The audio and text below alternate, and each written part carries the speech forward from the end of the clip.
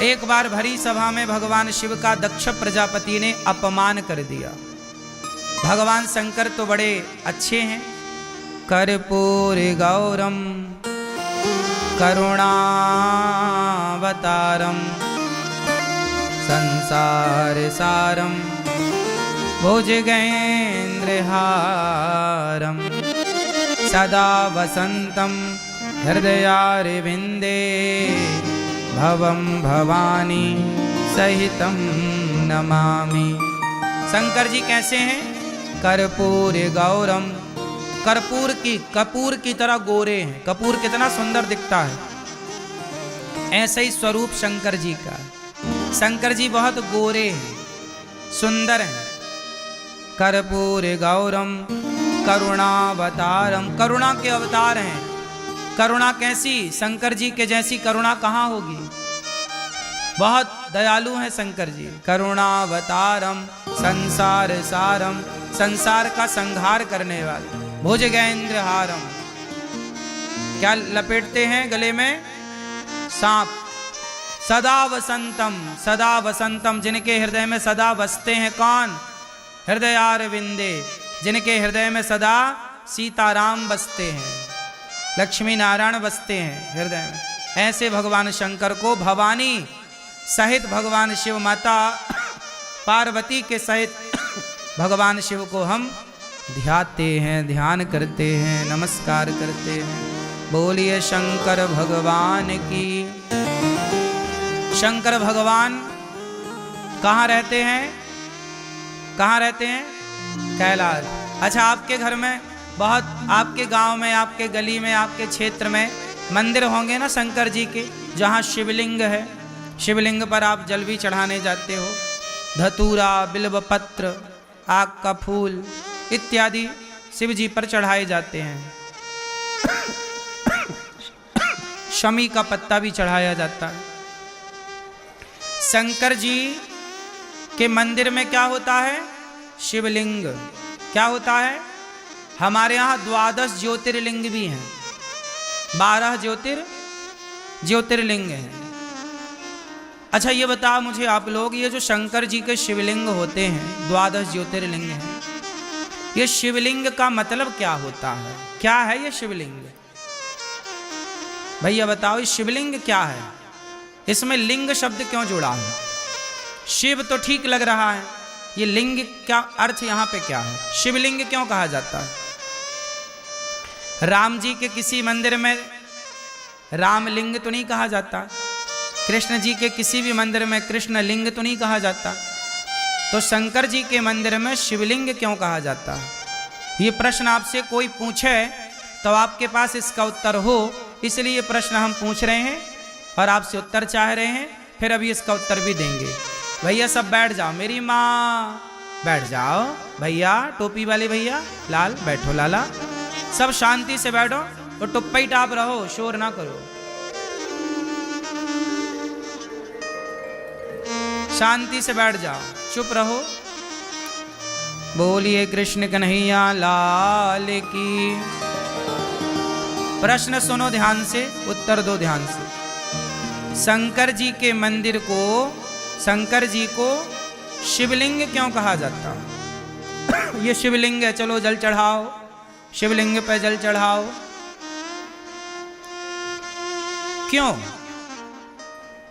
और तो किसी देवी देवता के मंदिर को लिंग शब्द से प्रयोग नहीं किया जाता, क्यों? अब आप लोग बताओ कि शिवलिंग क्यों कहा जाता है? आप बताओ। नहीं पता? आप बताओ भैया। नहीं पता? आप बताओ पीली मैया। नहीं पता? इसलिए कहते हैं हम हिंदुओं को सब कुछ पता होना चाहिए। यदि आप हिंदू हैं, शंकर जी को मानते हैं, तो पता होना चाहिए ना। नहीं पता होने से लोग भड़का देते हैं आपको कुछ भी, तो आप मान ले यार बात तो सही है। इससे क्या होता? हमारा सनातन धर्म कमजोर होता है। हमारे ज्ञान न होने से हमारा धर्म कमजोर होता है। इसलिए कमजोर सनातन तब नहीं होगा जब आप ज्ञान से परिपूर्ण होंगे। यदि ज्ञान से परिपूर्ण हैं तो आपको कोई दिक्कत नहीं। इसलिए अपने ज्ञान को बढ़ाओ, अपने सत्संग को बढ़ाओ, अपने स्वाध्याय को बढ़ाओ, सद्ग्रंथ पढ़ो, तब आपका संदेह मिटेगा। अब आप बताएंगे शंकर जी के मंदिर को, शिव जी को शिवलिंग क्यों कहते हैं? आप बताएंगे? भारत के 99% लोगों को यह बात नहीं पता और कर रहे हैं सब पूजा, सब शंकर जी के मंदिर जा रहे हैं, पर किसी को यह नहीं पता कि शिवलिंग का मतलब क्या है। जबकि विधर्मी लोग तुम्हारा मजाक उड़ाते हैं, यार तुम तो लिंग की पूजा करते हो, कैसे हिंदू हो तुम तो लिंग की पूजा कर रहे हो।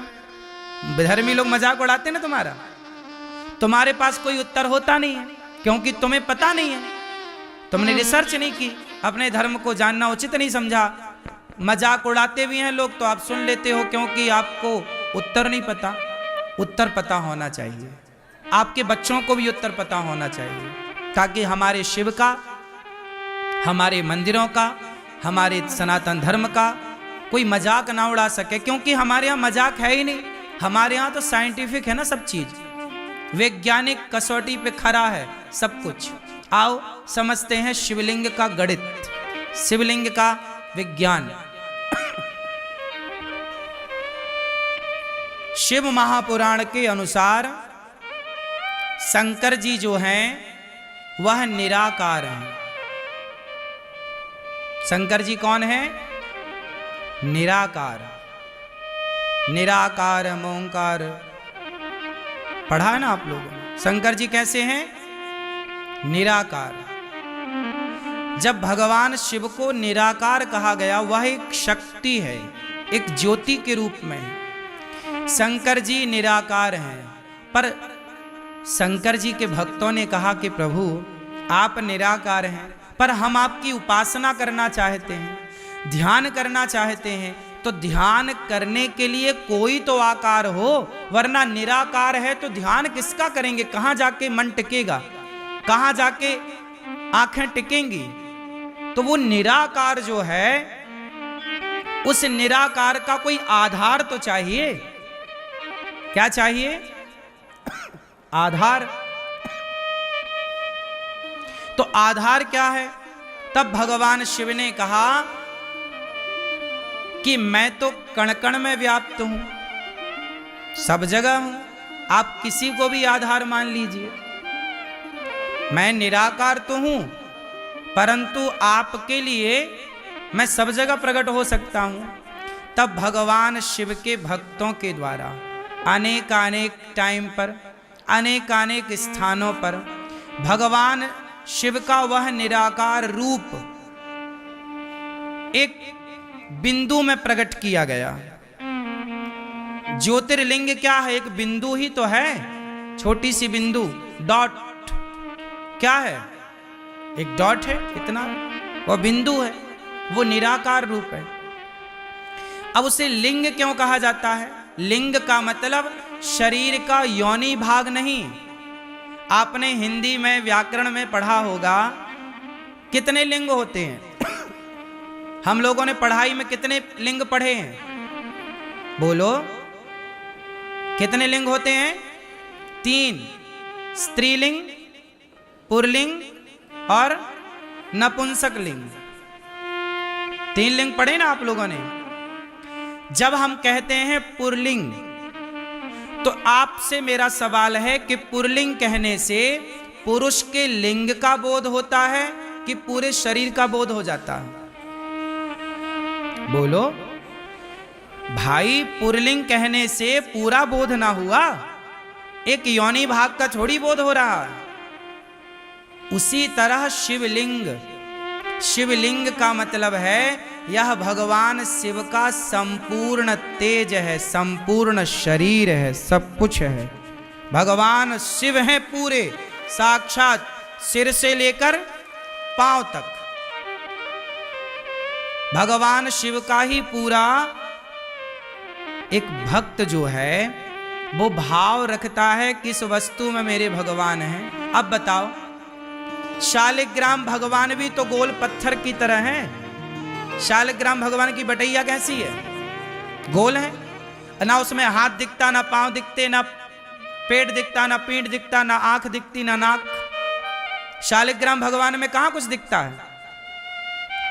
शालिग्राम भगवान तो गोल है कि नहीं?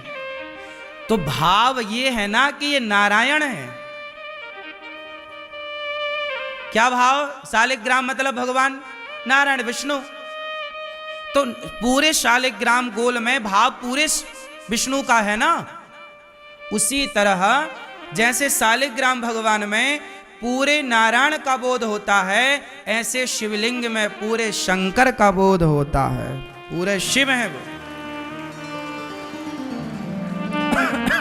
शिव का योनि भाग नहीं है कि कोई योनि भाग माने कि नहीं जी केवल ये योनि भाग है उसकी हम पूजा करें। नहीं, शिवलिंग का अर्थ है संपूर्ण शिव, कल्याण करने वाले। शिव का अर्थ होता है कल्याण करने वाले। ऐसे शिव की हम आराधना करते हैं। तो वहां लिंग का मतलब शिव को बोध कराने वाला वो शब्द है। बात समझ में आई? चूंकि इतनी सी जानकारी ना होने के कारण आप ना उत्तर दे पाते, ना आप समझ पाते, ना तो आप समझा पाते। तो भगवान शंकर का एक बार अपमान हुआ। दक्ष प्रजापति के यज्ञ में भगवान शंकर ने कोई उत्तर नहीं दिया, चुपचाप चले आए। शंकर जी को गालियां दक्ष प्रजापति देते रहे, अपमान करते रहे, पर शंकर जी ने कोई उत्तर नहीं दिया। शंकर जी चुपचाप आए। दक्ष ने यज्ञ किया, शिव के अपमान को और अपमान करने के लिए सबको बुलाया, पर भगवान शंकर को नहीं बुलाया। पर भगवान शंकर ने कोई उत्तर नहीं दिया। माता सती उस यज्ञ में बिना बुलाए गईं और पति भगवान शिव का अपमान देखकर माता सती जलकर भस्म हो गईं और वही सती पार्वती बनी। तब जाकर शंकर पार्वती का विवाह संपन्न हुआ। अच्छा एक बात बताओ, आप में से कितने लोग शिव जी के मंदिर जाते हैं? हाथ उठा के मुझे दर्शन दे सकते हैं। जाते हो? अब ये बताओ कि शिव जी के मंदिर जाते हो तो क्या सीख मिलती है भगवान शंकर से? मंदिर क्यों जाया जाता है? शिव जी के मंदिर हो, राम जी के मंदिर हो, कृष्ण जी के मंदिर हो, दुर्गा जी के मंदिर हो, हनुमान जी के मंदिर हो, क्यों जाते हैं मंदिर? क्यों जाना चाहिए? आप शंकर जी के मंदिर क्यों जाते हो? उत्तर दो। क्या सीख मिलती है आपको शिव जी के मंदिर से? आप मंदिर क्यों जाते हैं? हाँ,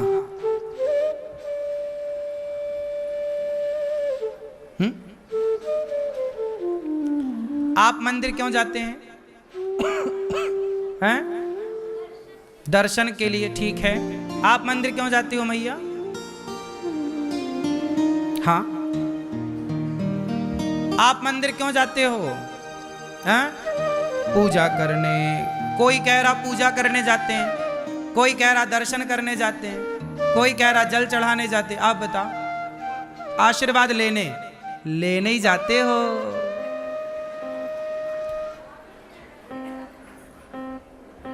देखो जरा, हम हिंदू, हम सनातनी कितने अज्ञान में जी रहे हैं। हमने मंदिरों के विज्ञान को समझा ही नहीं। काश मंदिरों के विज्ञान को हम लोगों ने समझा होता। आज का युवा, आज का नौजवान भगवान से विमुख क्यों हो गया? क्योंकि उस नौजवान को हमने मंदिर का विज्ञान समझा ही नहीं पाए,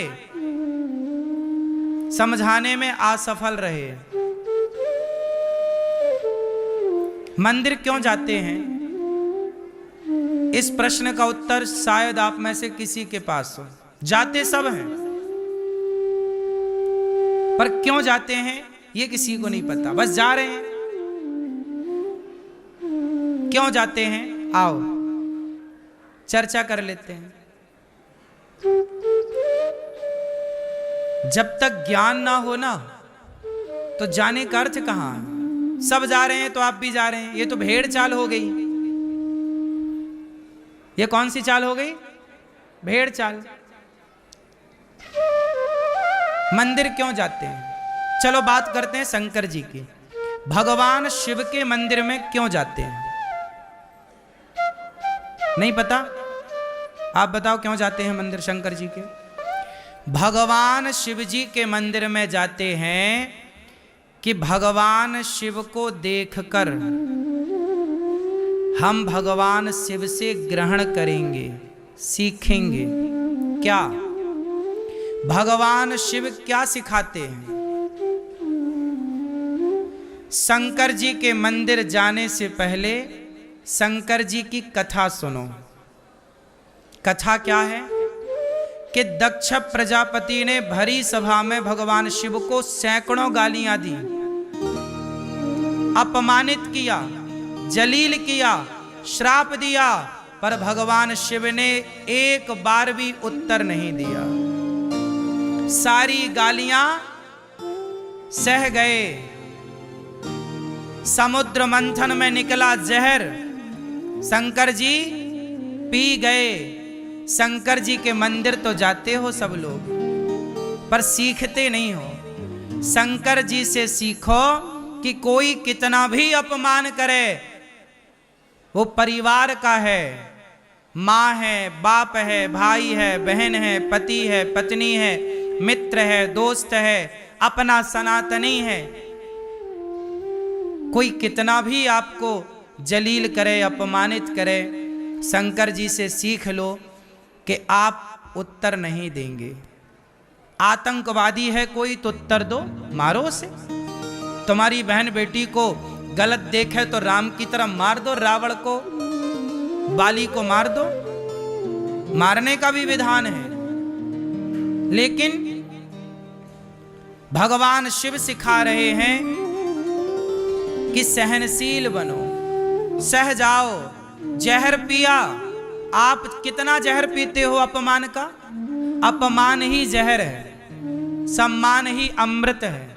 सम्मान तो सब चाहते हैं, सम्मान का अमृत सब पीना चाहते हैं।